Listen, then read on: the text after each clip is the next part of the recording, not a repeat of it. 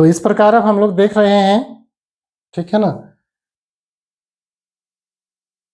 इस प्रकार अब हम लोग देख रहे हैं कि भारत के पूरे भौगोलिक क्षेत्र में, मुख्य भूमि के भौगोलिक क्षेत्र में कितने प्रकार के वन पाए जाते हैं?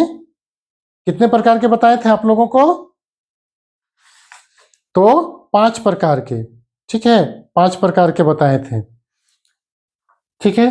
उष्णकटिबंधीय उष्णकटिबंधीय सदाबहार और अर्ध सदाबहार वन, फिर उष्णकटिबंधीय पर्णपाती वन, उष्णकटिबंधीय कांटेदार वन, पर्वतीय वन यहाँ पे है, और अनूप या वेलांचली वन। सबको अलग अलग इंडेक्स में हम लोग करके देखे हैं। उष्णकटिबंधीय सदाबहार वन और अर्ध सदाबहार वन आपको यहाँ पे पश्चिमी घाट में और उत्तर पूर्वी भारत के दक्षिण, मेघालय पठार के दक्षिण में जहाँ पे वर्षा अधिक होती है। उष्णकटिबंधीय पर्णपाती वन भारत के सबसे अधिक क्षेत्र में पाए जाएंगे। देखिए पूरा ऊपर में आपको शिवालिक घाटी से लेकर कन्याकुमारी तक आपको ये वन पाए जाएंगे, ठीक है।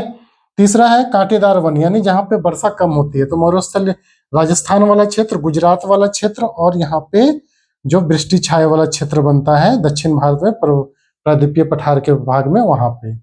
फिर पर्वतीय वन, इधर भी दक्षिण भारत में भी पर्वतीय वन है, लेकिन सामान्यतः हम लोग भारत के संदर्भ में हिमालय के क्षेत्र में जो पर्वतीय वन पाए जाते हैं उसको देखते हैं। लिखेंगे हम लोग, लिखने समय इसको भी लिख लेंगे। और अगला है नेक्स्ट अनूप या वेलांचली वन, जिसको डेल्टाई वन भी कहते हैं, तो डेल्टा क्षेत्रों में पाए जाते हैं। सुंदरवन का डेल्टा उसका बेस्ट एग्जाम्पल है भारत के संदर्भ में, ठीक है। तो यहां तक दिक्कत नहीं ना आप लोगों को? बोलिए सोनी। ठीक, ये जेपीएससी में पूछ चुका है इस बार क्वेश्चन ये, ठीक है। इस बार जो 11 जेपीएससी हम लोग लिखे उसमें ये क्वेश्चन पूछ चुका है। 40 नंबर का क्वेश्चन था, और जो मैं बता रहा हूं एज इट वैसे ही लिखना था, ठीक।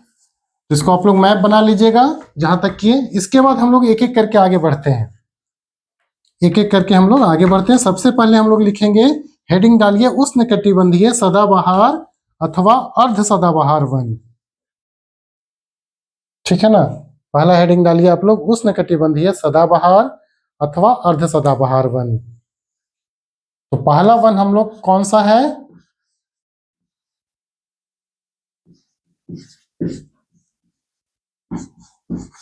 उष्णकटिबंधीय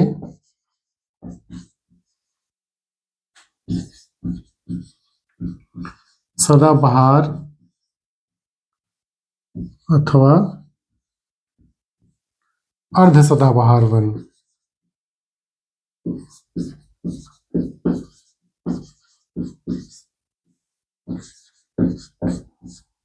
इसके बारे में पूरा डिटेल लिखिएगा कि ये है क्या, ठीक है, कि ये है क्या।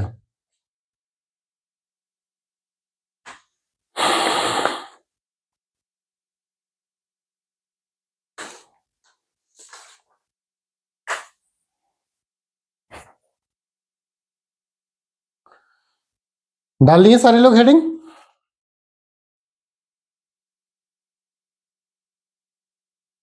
बोलिए, आप लोग कोई बोलते नहीं हैं? जी सर। ठीक, सोनी, ठीक है। तो देखिए, तो सबसे पहले हम लोग देखेंगे कि ये 2 प्रकार के यहाँ पे वन है, ठीक है ना। 2 प्रकार के वन है, एक है सदाबहार और एक है अर्ध सदाबहार।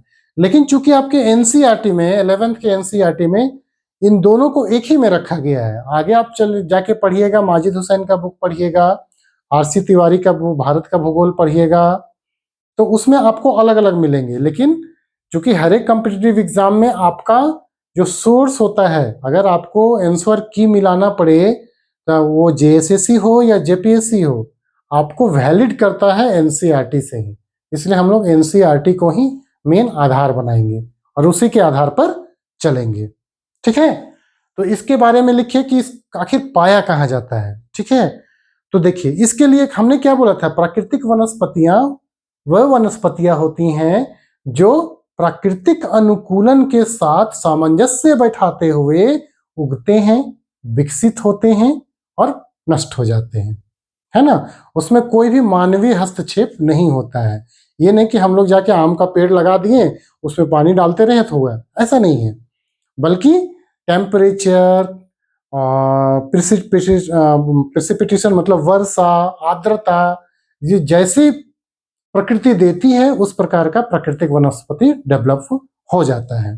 ठीक है, तो हम लोग अब देखते हैं कि वो कौन कौन से प्राकृतिक अनुकूलन वाले तत्व हैं। तो सबसे पहले हम लोग देखेंगे वर्षा। ठीक है, कि यहाँ पे वर्षा, कितने वर्षा वाले क्षेत्र में इसका विकास होता है, तो 200 सेंटीमीटर से अधिक वर्षा वाले क्षेत्र में, ठीक है, अधिक वर्षा वाले क्षेत्र में ऐसे वनों का विकास होता है। खास करके किसका, तो उष्णकटिबंधीय सदाबहार वन का। और जहां 100 से 200 सेंटीमीटर होता है, सॉरी 150 से, ये हो गया आपका किसके लिए, तो सदाबहार के लिए, एवरग्रीन फॉरेस्ट, सदाबहार वन। जबकि ठीक है 150 सेंटीमीटर से 200 सेंटीमीटर के बीच जो वर्षा होगी वहां पे होगा अर्ध सदाबहार, यानी सेमी, ठीक है, सेमी एवरग्रीन होगा वहां पे, अर्ध सदाबहार वन। ठीक है, दोनों में बस वर्षा का अंतर है, ध्यान रखिएगा, वर्षा का अंतर है। टेम्परेचर लगभग सेम होता है। ठीक है, टेम्परेचर वही औसत जो वार्षिक होता है, औसत वर्षा टेम्परेचर होगा, मतलब तापमान 22 से 23 डिग्री के आसपास में ये टेम्परेचर रहता है। ठीक है, तो औसत जो हो जाएगा, औसत तापमान, एवरेज टेम्परेचर, तो 22 डिग्री सेल्सियस या सेंटीग्रेड, हिंदी में इसको सेंटीग्रेड भी बोलते हैं। ठीक है, इतना टेम्परेचर जहां रहेगा वहां पे ये पाए जाएंगे। जाहिर सी बात है, मतलब जहां पे टेम्परेचर अधिक है सालों भर, जहां पे वर्षा अधिक है सालों भर, उन क्षेत्रों में ये पाया जाएगा। तो भाई कहां कहां पे पाया जाएगा तब फिर, तो भारत में वितरण, भारत में वितरण, ये वितरण कहां कहां पे, डिस्ट्रीब्यूशन इन इंडिया। तो याद करिए, दो क्षेत्र सबसे बड़े हैं, तो पश्चिमी घाट जो मैप में हम लोग देखे थे, याद करिए, मैप में हम लोग देखे थे ना, ये वाला जो मैप बनाए थे हम लोग अभी जस्ट बनाए थे ना इस मैप में,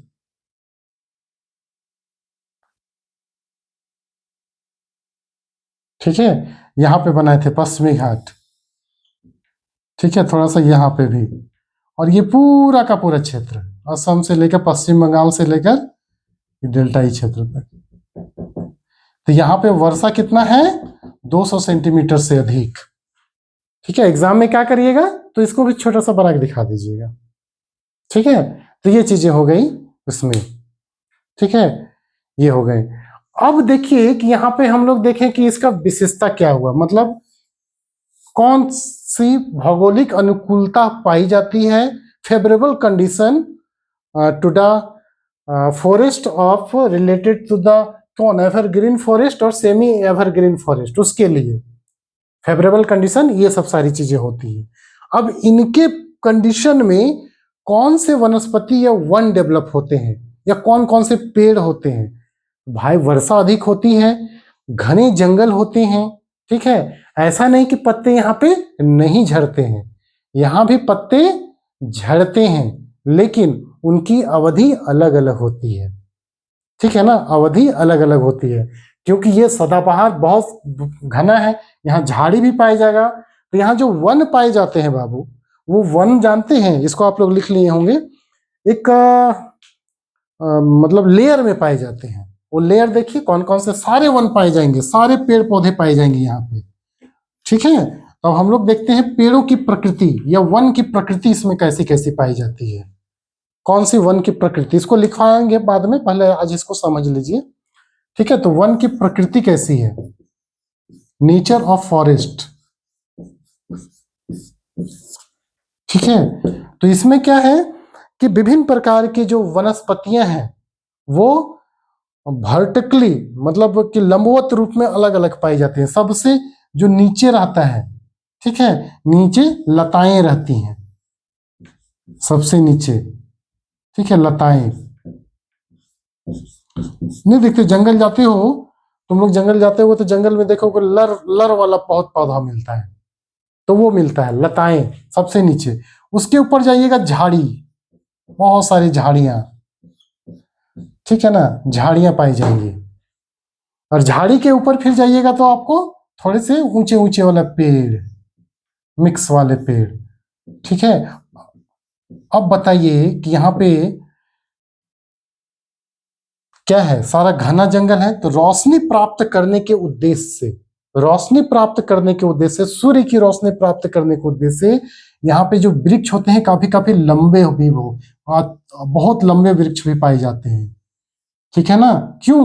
क्योंकि घना रहता है, छाया रहता है, तो सूर्य की रोशनी पाने के लिए वृक्ष लंबे ऊंचे की ओर बढ़ते चले जाते हैं, यहां तक कि इनकी ऊंचाई लंबाई 60 मीटर से भी अधिक होती है, ठीक है। लंबाई कोई किन्हीं किन्हीं वृक्षों की 60 मीटर से भी अधिक होती है, से अधिक, ठीक है।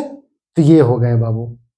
अब देखिए अलग अलग प्रकृति के पेड़ पौधे हैं, तो मान लो कि किसी मंथ में इसका पत्ता गिरा, किसी मंथ में इसका पत्ता गिरा, किसी मंथ में इस पेड़ का पत्ता गिरा, तो सालों भर अलग अलग पेड़ों के पत्ते गिरते हैं, और यही कारण है कि यहाँ पे वन हमेशा हरे भरे दिखते हैं। लेकिन पेड़ के पत्तों के गिरने की जो अवधि होती है, टाइमिंग होती है, हर एक पेड़ की अलग अलग होती है, इसलिए इसे हम लोग सदाबहार वन कहते हैं, ठीक है ना। क्यों?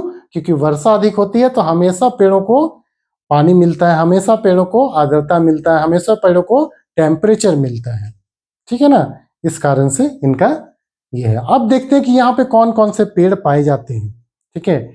इतने घने पेड़ में पाए जाते हैं तो कौन कौन से पेड़ पाए जाएंगे, तो इन पेड़ों में आपको रोजवुड, महोगनी, एनी, ठीक है ना, एबनी। अब देखिए कि पेड़, पेड़ के प्रकार, पेड़ के प्रकार कौन कौन से हैं, तो रोजवुड, ठीक है, महोगनी, रोजवुड हो गया, महोगनी हो गया, ठीक है। फिर आपको एनी, एनी और एबनी, ये चार मुख्य हैं, एनी और एबनी। इसको लिखवा दूंगा मैं, अभी समझा रहा हूं, एबनी, ठीक है, ये एबनी है। तो ये आपके मुख्य वृक्ष हुए। नेक्स्ट क्लास में, कल के क्लास में इसको पूरा हम लोग थ्योरी लिखेंगे, ठीक है। तो आज तक यही करते हैं, ठीक है। छुट्टी के बाद हम लोग आज क्लास में वापस आए थे, ठीक है। तो कल हम लोग नेक्स्ट इसका अलग से फिर दूसरा क्लास करेंगे, ठीक है। चलिए सबको गुड नाइट।